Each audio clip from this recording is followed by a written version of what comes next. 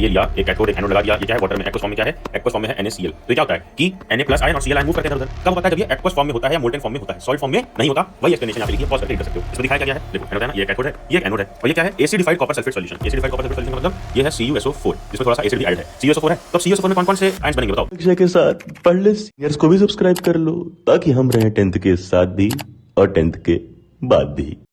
क्या हाल Padhle gang, welcome to chapter number 3 metals and non metals, जहां हम कवर कर रहे हैं सारे के सारे पॉसिबल कॉम्पिटेंसी क्वेश्चंस। हर एक क्वेश्चन की अप्रोच देख रहे हैं। टोटल 101 क्वेश्चन करेंगे। आ चुके हैं क्वेश्चन नंबर 15 पे। पढ़ो, ध्यान से पढ़ो। In which of the following forms do electrovalent compounds conduct electricity. मैंने बोला केमिस्ट्री में तुम कुछ भी देखो तो सबसे पहला स्टेप क्या है, तुरंत उसके बारे में जो भी पता है अंडरलाइन कर लो टर्म, और उसके बारे में जो भी पता है लिख लो। इलेक्ट्रोवैलेंट कंपाउंड्स के बारे में क्या पता है? क्या पता है कि आयनिक कंपाउंड्स को ही इलेक्ट्रोवैलेंट कंपाउंड कहते हैं। आयनिक कंपाउंड्स क्या होता है? जो आयन से बना होता है। अब आयन्स कौन कौन से होते हैं सबको पता है, दो आयन्स होते हैं। एक कैटायन होता है जो कि पॉजिटिव है, और एक एनायन होता है जो कि नेगेटिव होता है। ठीक है, ये दो कैटायन और एनायन से मिलकर के बनते हैं आयनिक कंपाउंड्स। अब यहाँ पर पूछा क्या गया है, यहाँ पूछा गया है कि इलेक्ट्रिसिटी कब कंडक्ट करते हैं। पहला ऑप्शन क्या है कि इन सॉलिड फॉर्म, दूसरा in solid and aqueous form, तीसरा इन एक्वस एंड मोल्टेन, और चौथा इन सॉलिड मोल्टेन एक्वस सब में। तो सबको पता है कि सॉलिड जब भी होता है, फॉर एग्जांपल एक NaCl, एग्जांपल क्या है NaCl, ये एक कंपाउंड है, आयनिक कंपाउंड या इलेक्ट्रोवैलेंट कंपाउंड बोल सकते हैं, दोनों सेम होता है। तो NaCl जैसे हो गया, ये बड़ा ही स्टेबल है सॉलिड जब है, तो सॉलिड फॉर्म में ये कंडक्ट नहीं करेगा। तो सॉलिड यहाँ पर ऑप्शन में नहीं होगा, यहाँ पर है नहीं होगा, यहाँ पर भी सॉलिड दिया हुआ है तो नहीं होगा। एलिमिनेट कर दिए हमने तीन ऑप्शंस। एलिमिनेट करके MCQ सॉल्व करना बहुत ईजी है। सॉलिड में नहीं होगा तो हमने कट कट कट कर दिया। Option A cut, B cut, D cut. बचा क्या? ऑप्शन नंबर C, यानी एक्वस फॉर्म में भी कंडक्ट करेगा इलेक्ट्रिसिटी और मोल्टेन फॉर्म में भी। अब ये दोनों में डिफरेंस क्या होता है, ये रहा यहाँ पर कि जब मोल्टेन इलेक्ट्रोलिसिस होता है तब क्या होता है, एक्वस में क्या होता है। मोल्टेन मतलब कि उसी कंपाउंड को मोल्टेन फॉर्म ले आ दो, लिक्विड फॉर्म, और एक्वस मतलब कि उसको वाटर में मिला दो। ठीक है, एक्वस फॉर्म देखो, इसमें वाटर नहीं होता है, इसमें वाटर होता है। ठीक है, इसका तुम यहाँ पर पॉज करके रीड कर सकते हो डिफरेंस। नाउ आगे बढ़ते हैं क्वेश्चन नंबर 16 की तरफ। क्या है क्वेश्चन नंबर 16, क्या पूछा है? बड़ा सिंपल है यार, बहुत simple. A metal M on reacting with dilute acid liberates a gas G। अब देखो मैंने क्या बोला, केमिस्ट्री में जो भी पढ़ो लिख लो कि मेटल M लिख लिया, on reacting with dilute acid liberates a gas G, मतलब प्लस अगर एसिड में होता है तो ये कौन सी गैस? G गैस रिलीज करता है। ठीक है, the same metal also liberates gas G when it reacts with a base.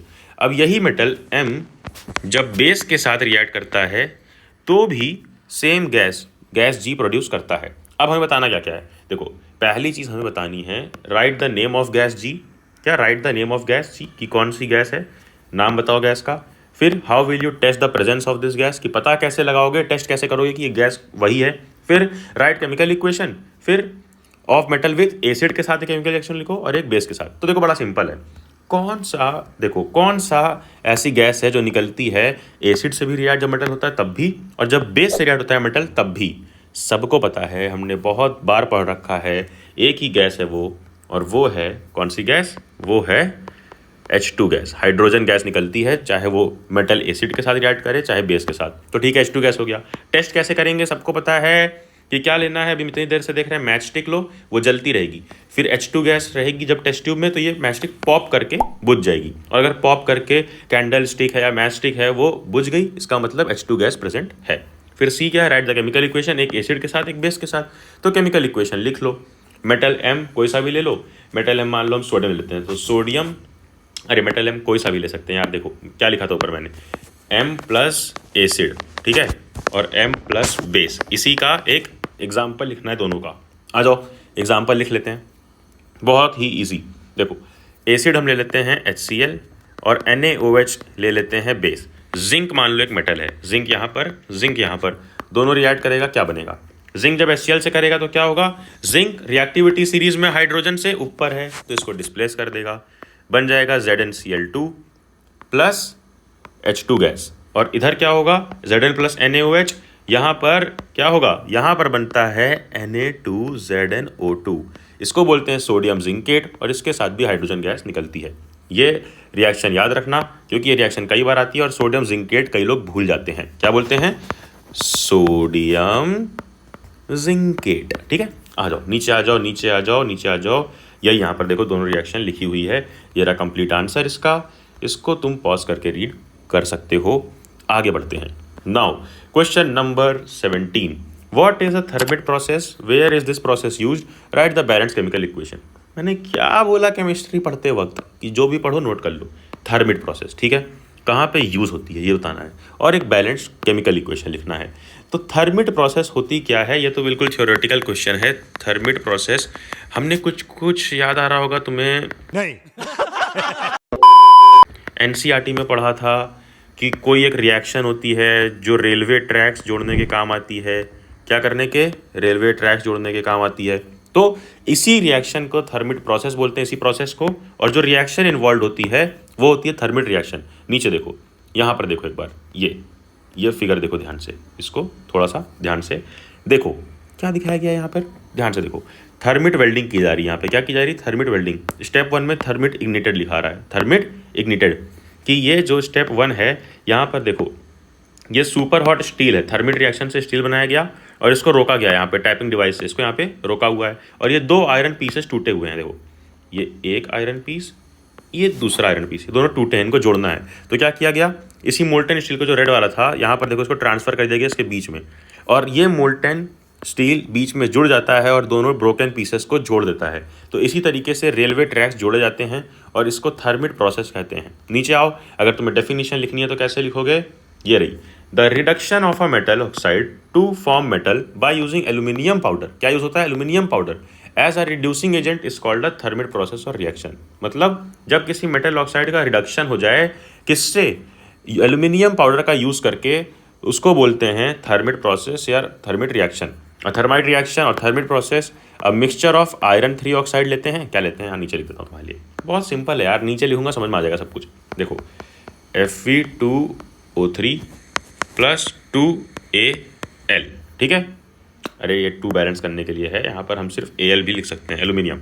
अब हुआ क्या, ये Fe3O क्या है? ये मोल्टन फॉर्म में, ये मोल्टन फॉर्म में है फेरिक ऑक्साइड और इसके साथ एल्यूमिनियम है। अब यहाँ पर होगा क्या, ऊपर देखो रिएक्शन कैसे पता करेंगे, यहाँ से रिएक्टिविटी सीरीज से। एल्यूमिनियम यहाँ पर है, ठीक है, एल्यूमिनियम ऊपर है, आयरन नीचे है, तो ऊपर वाला नीचे वाले को डिस्प्लेस कर देता है, हमने इतना पढ़ रखा है। तो यहाँ पर यही होगा, क्या बन जाएगा, ये इसको डिस्प्लेस करेगा तो ये बन जाएगा Al2O3 और Fe, आयरन आ जाएगा अपने सॉलिड फॉर्म में, मोल्टन से सॉलिड फॉर्म में। यही ऊपर लिखा हुआ है, यही चीज़ ऊपर लिखी हुई है कि मेटल ऑक्साइड का रिडक्शन होकर मेटल बनता है। ये Fe2O3 मेटल ऑक्साइड था, क्या बन गया? मेटल बन गया Fe। किसकी मदद से? एल्यूमिनियम पाउडर की मदद से। देखो एल्यूमिनियम पाउडर की मदद से, और एल्यूमिनियम पाउडर क्या होता है? रिड्यूसिंग एजेंट होता है। तो ये देख लो, रिड्यूसिंग एजेंट का रोल यहाँ पे प्ले कर रहा है। अब ये पूरी की पूरी इसकी डेफिनेशन है, नीचे ये इसकी रिएक्शन है जो मैंने लिख दी। अब ये था ए पार्ट, फिर क्या पूछा गया था बी में, where does the metal aluminium use in the process occur in reactivity series. हमने देख लिया रिएक्टिविटी सीरीज में कहाँ पे होता है एल्यूमिनियम, रिएक्टिविटी सीरीज में एल्यूमिनियम होता है ये इस पोजीशन पे 1 2 3 4 5 5th नंबर पे, जिंक के ऊपर और मैग्नीशियम के नीचे।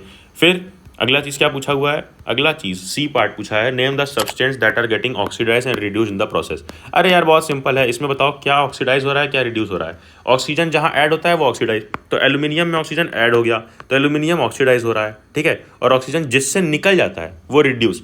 Fe2O3 में से ऑक्सीजन निकल गया, सिर्फ Fe बचा, तो क्या रिड्यूस हुआ, FeTO3 रिड्यूस हो गया और एल्यूमिनियम ऑक्साइड हो गया, ऑक्सीडाइज हो गया, ठीक है, ऑक्सीडाइज हो गया। अब अगर कोई तुमसे पूछ ले यहीं पर इसी रिएक्शन में कि ऑक्सीडाइजिंग एजेंट क्या है, रिड्यूसिंग एजेंट क्या है, तो याद रखना जो ऑक्सीडाइज होता है, जैसे एल्यूमिनियम यहाँ पे ऑक्सीडाइज हो रहा है, एल्यूमिनियम यहाँ पे ऑक्सीडाइज हो रहा है, तो वही होता है रिड्यूसिंग एजेंट। और जो रिड्यूस हो रहा है Fe2O3 रिड्यूस हो रहा है, Fe बन जा रहा है, तो ये Fe2O3 क्या कहलाता है, ऑक्सीडाइजिंग एजेंट। समझ गए, जो ऑक्सीडाइज हो रहा है रिड्यूसिंग एजेंट, जो रिड्यूस हो रहा है वो oxidising agent. Now moving on to the next question, question number 18, make a flow chart to explain various steps involved in extraction of metal from ores. ये क्वेश्चन बहुत कम आता है बट आ सकता है कि पूरा फ्लो चार्ट एक्सप्लेन करो कि एक्सट्रैक्शन ऑफ मेटल्स कैसे होता है ओर्स के थ्रू। तो ये रहा पूरा का पूरा फ्लो चार्ट। देखो पहले और होता है, फिर अब उसमें 3 कैटेगरी में बांटते हैं हम इसमें, किसमें 1 2 3। पहला high reactivity metal, medium reactivity और लो रिएक्टिविटी, तीनों के अलग अलग प्रोसेस हैं। जैसे अगर मेटल हाई रिएक्टिविटी का है तो उसको कैसे रिएक्ट करेंगे हम एक्सट्रैक्ट। देखो मेटल अगर हाई रिएक्टिविटी का है तो उसका सीधे मोल्टेन ओर में इलेक्ट्रोलिसिस करेंगे। ऊपर हमने देखा था ना कि मोल्टेन ओर में इलेक्ट्रोलिसिस करेंगे और वो प्योर मेटल में आ जाएगा, बन जाएगा, सिंपल। फिर अगर मीडियम रिएक्टिविटी का है तो उसके 2 प्रोसेस होते हैं, बट एक बार हाई देख लिया, अब लो देख लो। लो वाले में क्या करते हैं, लो वाला हमेशा सल्फाइड ओर में पाया जाता है। इसकी रोस्टिंग करते हैं, रोस्टिंग एक प्रोसेस है, फिर रोस्टिंग करके मेटल बनता है, फिर उसको रिफाइन कर लेते हैं, प्योर मेटल मिल जाता है। अब यहाँ पर मीडियम रिएक्टिविटी में 2 केस बनता है, केस 1 और केस 2। केस 1 होता है कार्बोनेट ओर, कि जब वो एक कार्बोनेट हो रहा है तो उसका कैल्सिनेशन होगा, और अगर वो सल्फाइड ओर है जो कि लो रिएक्टिविटी वाला होता है, जनरली सल्फाइड ओर है, तो उसकी रोस्टिंग होती है। अब इसके बाद अगला प्रोसेस होता है ऑक्साइड मिल जाता है, मतलब कैल्सिनेशन करो चाहे रोस्टिंग करो, मिलता क्या है, ऑक्साइड उस मेटल का। तो ऑक्साइड जब मिलता है तो उसको हम रिडक्शन कर लेते हैं, उसको रिड्यूस कर लेते हैं एक मेटल में, और हो जाती है फिर फाइनल रिफाइनिंग, जिससे मिलता है हमें प्योर मेटल। ठीक है, अब ये जो स्टेप था ऑक्साइड को रिड्यूस करने वाला, ये हमने ऊपर देखा भी। हमने क्या देखा था कि ऑक्साइड जब मिलता है, जैसे फेरिक ऑक्साइड मिला, एक दूसरे मेटल का यूज़ करके हमने इसको रिड्यूस कर लिया। तो यही स्टेप होता है यहाँ पर भी, क्या, ऑक्साइड ऑफ मेटल को रिड्यूस कर लेते हैं एक मेटल में। ये रहा पूरा का पूरा फ्लो चार्ट। नाउ अगली चीज़ क्या पूछी थी इसमें, give 4 characteristic of ionic compound. Ionic compound के 4 कैरेक्टरिस्टिक्स देखो क्या क्या हैं। पहला, आयनिक कंपाउंड हार्ड सॉलिड होते हैं और ब्रिटल होते हैं नेचर, यानी नेचर में ब्रिटल होते हैं, हार्ड होते हैं, टफ होते हैं। They have high melting and boiling point, मतलब इसका मेल्टिंग पॉइंट और बॉइलिंग पॉइंट हाई होता है। आयनिक कंपाउंड ने ऊपर भी देखा भी था, एग्जाम्पल NaCl, जो भी आयनिक हैं, आयन से बने हुए हैं, जिसको हम एक और चीज़ क्या बोलते हैं, जिसको हम एक और चीज़ बोलते हैं electrovalent compound. Now third, they are generally soluble in water, water में सॉल्यूबल होते हैं, बट सॉल्वेंट जैसे कि केरोसिन हो गया, पेट्रोल हो गया, इसमें डिजॉल्व नहीं होते हैं। ठीक है, अब आयनिक कंपाउंड एक और चीज़ करते हैं, इलेक्ट्रिसिटी कंडक्ट करते हैं मोल्टेन और डिजॉल्व फॉर्म, यानी मोल्टेन और एक्वस फॉर्म में, ये हमने ऊपर देखा भी था, और सॉलिड फॉर्म में इलेक्ट्रिसिटी कंडक्ट नहीं करते हैं। तो ये सब किसकी कैरेक्टरिस्टिक है, ये सब है आयनिक की कैरेक्टरिस्टिक। अब इसी का उल्टा क्या होता है, कोवैलेंट, तो इसकी सारी ऑपोजिट कैरेक्टरिस्टिक किस में होगी, कोवैलेंट में। नीचे आ जाते हैं क्वेश्चन नंबर 19 पे। देखो यहाँ था melting points and boiling points of some ionic compounds are given. क्या, कुछ आयनिक कंपाउंड्स के मेल्टिंग और बॉइलिंग पॉइंट दिए हुए हैं, जैसे NaCl का, LiCl का, यानी lithium chloride, CaCl2, CaO, magnesium chloride, सबका दिया हुआ है मेल्टिंग पॉइंट, बॉइलिंग पॉइंट। हमें पता क्या करना है, क्वेश्चन देखते हैं ना यार।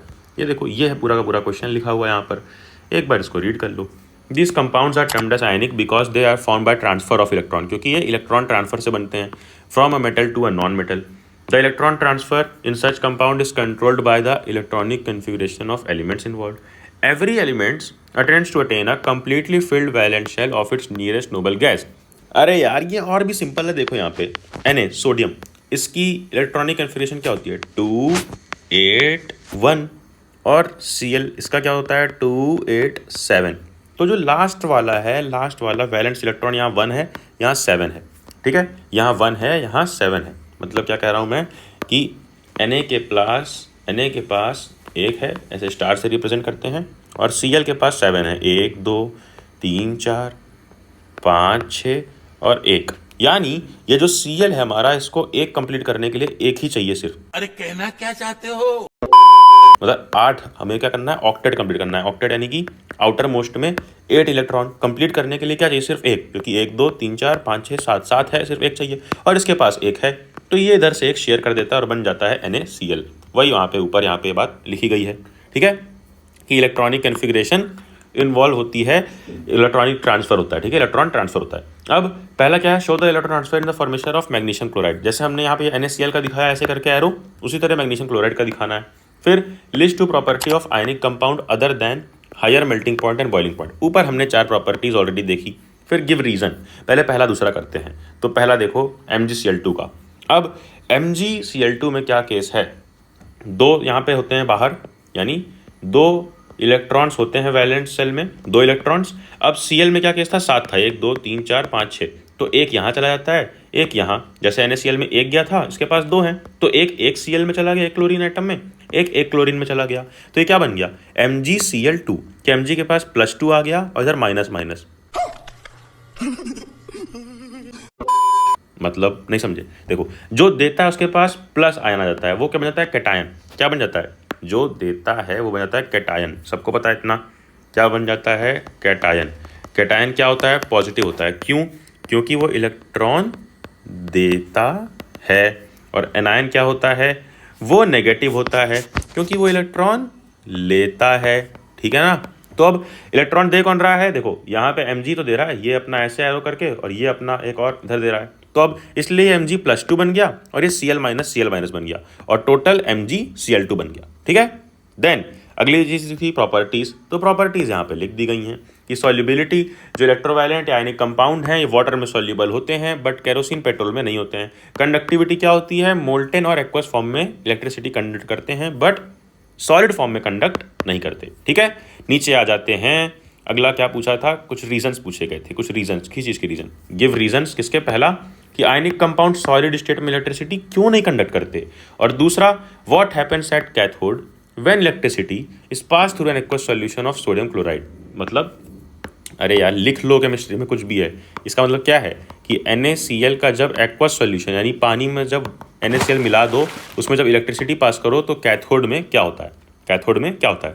पहला वाला देखते हैं। पहला वाला पूछा गया है कि इलेक्ट्रिसिटी कंडक्ट क्यों नहीं होती है, तो उसका आंसर क्या है, देखो ये रहा पहला, कि the conduction of electricity through a solution involves the movement of charge particle. Charge particle यानी कि आयंस, आयंस मूव करेंगे तभी इलेक्ट्रिसिटी कंडक्ट होगी। बट जब आयनिक कंपाउंड वाटर में होता है ये कंडक्ट करते हैं इलेक्ट्रिसिटी, लेकिन जब वही आयनिक कंपाउंड मोल्टेन स्टेट में होता है तब भी करते हैं। बट जब यही आयनिक कंपाउंड होता है सॉलिड फॉर्म में तो कोई इलेक्ट्रिसिटी इसलिए नहीं होती है क्योंकि कोई मूवमेंट ऑफ आयन नहीं होता। अरे यार मान लो हमने ये लिया, एक कैथोड एक एनोड लगा दिया, ये क्या है, वाटर में, एक्वस फॉर्म में क्या है, एक्वस फॉर्म में है NaCl। तो ये क्या होता है कि Na+ आयन और Cl आयन मूव करते हैं इधर उधर। कब हो पाता है, जब ये एक्वस फॉर्म में होता है या मोल्टेन फॉर्म में होता है, सॉलिड फॉर्म में नहीं होता। वही एक्सप्लेनेशन यहाँ पे लिखी है, पॉज करके रीड कर सकते हो। सेकंड वाला पढ़ो, second answer, when electricity is passed through a solution of sodium chloride in water, hydrogen gas is released twice as much as oxygen released at anode। नीचे आ जाओ, नीचे आ जाओ, इसको मैं फिर से एक्सप्लेन करता हूँ। सेकंड वाला पॉइंट क्या पूछा गया था, सेकंड वाला पॉइंट मैं यहाँ एक्सप्लेन करता हूँ। ये इस एरिया में देखो बोला गया है हमें कि ये हमने क्या लिया है, देखो ये है एक कैथोड। कैथोड कैसा होता है, पॉजिटिव नेगेटिव, नेगेटिव। ये है एक एनोड, ये होता है पॉजिटिव। ठीक है। अब हमने क्या लिया था, NaCl, तो Na+ होगा, Na+ किधर जाएगा, ये प्लस है तो नेगेटिव की तरफ जाएगा, और Cl- होता है तो ये किधर जाएगा, पॉजिटिव की तरफ जाएगा। और क्या था यहाँ पे, वाटर था, H2O।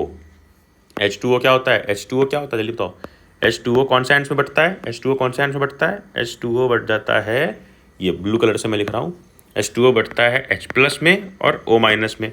तो H+ किधर जाएगा, इधर जाएगा माइनस की तरफ, और O- प्लस की तरफ। तो ये माइनस ही हमें पूछा गया कैथोड, तो कैथोड पे क्या हो रहा होता है, H+ आयन आ रहे होते हैं और Na+ आयन आ रहे होते हैं। ठीक है। और H+ आयन डबल अमाउंट में आ रहे होते हैं O के कंपैरिजन में। क्यों, क्योंकि वाटर का कंपोजिशन होता है H2O, यहाँ पर 2 मॉलिक्यूल ऑलरेडी होते हैं, डबल वॉल कंपोजिशन होता है मास का, तो डबल हो जाता है इधर आयंस भी।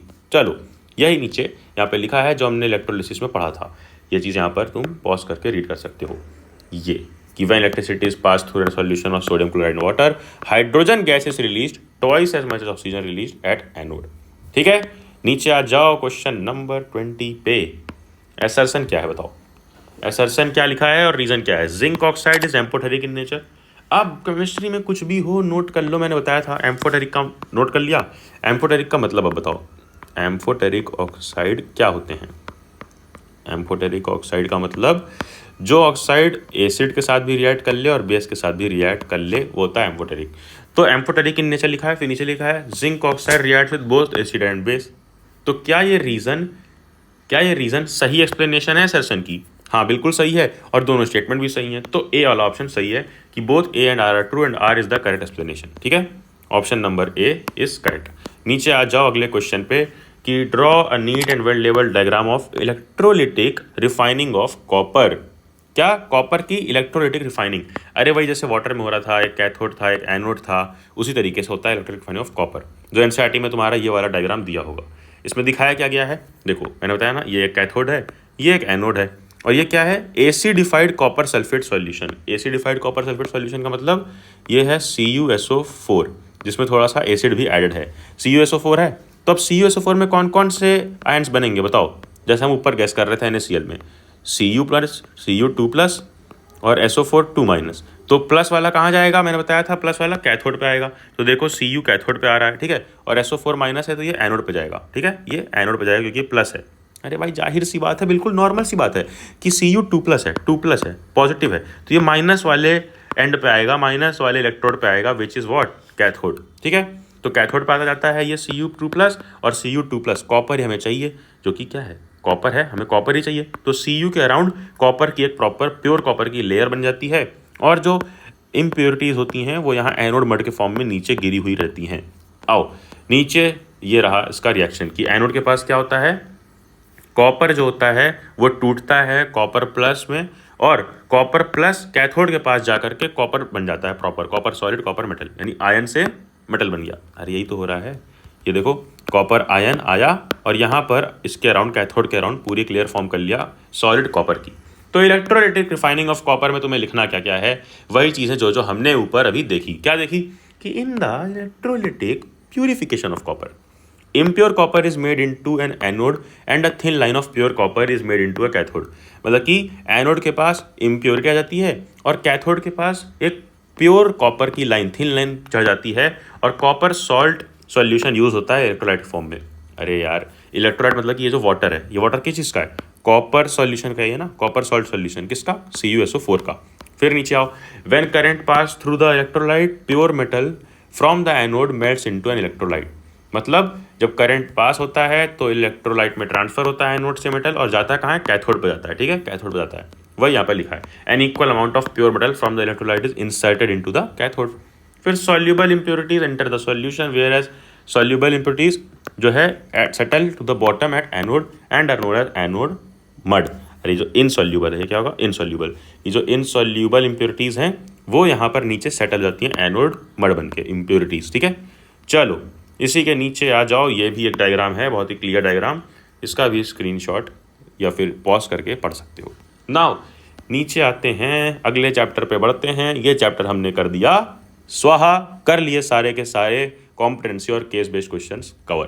बट हमें यहाँ पर रुकना नहीं है, क्योंकि हमें करने हैं टोटल 101 कॉम्पिटेंसी क्वेश्चंस कंप्लीट साथ मिलके, और इसीलिए अगली वीडियो में आने वाले चैप्टर्स के क्वेश्चंस रहेंगे, वो वीडियो की लिंक डिस्क्रिप्शन में मिल जाएगी। और ये तो चैप्टर वाइज हम कर रहे हैं, बट पूरा एक पेपर क्वेश्चन सॉल्व करना बहुत जरूरी है, यानी सैंपल पेपर सॉल्व करना बहुत जरूरी है, वो भी ऐरा गहरा नहीं। ऐसे सैंपल पेपर अपनी स्क्रीन पे देखो जो बेस्ड हैं CBSE के लेटेस्ट पैटर्न पे। साइड में तुम्हें मिल जाते हैं चैप्टर बॉक्स, जहां पे टिक मार्क कर सकते हो कौन से चैप्टर का क्वेश्चन तुमसे हो रहा है, कौन से चैप्टर का नहीं हो रहा है। ऐसे 18+ सैंपल पेपर्स मिलते हैं बेस्ड ऑन लेटेस्ट पैटर्न, और एक एक सैंपल पेपर के मिल जाएंगे तुम्हें वीडियो सॉल्यूशंस, और वो मैंने नहीं सॉल्व करवाए हैं, किसी और टीचर ने नहीं करवाए हैं। इंस्टेड वो वीडियो सॉल्यूशन बनाए हैं लास्ट ईयर के CBSE टॉपर्स ने। ये सब कुछ तुम्हें कहां पर मिलेगा, एक बहुत ही comprehensive batch for class 10th with the name 99% sample papers, जहां 18+ sample papers, video solutions, topper sheets और 30+ रिवीजन शीट्स मिल जाती है बहुत ही नॉमिनल प्राइस पे।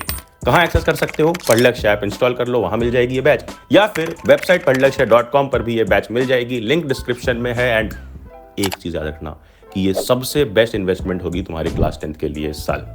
तो बस जाके बैच एक बार चेक जरूर करना, एंड नोटिफिकेशन छेड़ देना कि अगली कोई वीडियो मिस ना हो, क्योंकि हम इस चैनल पर साथ मिलके करने वाले हैं इस साल 10th स्वाहा। लव यू ऑल, नोटिफिकेशन छेड़ दो एंड जा पढ़ ले।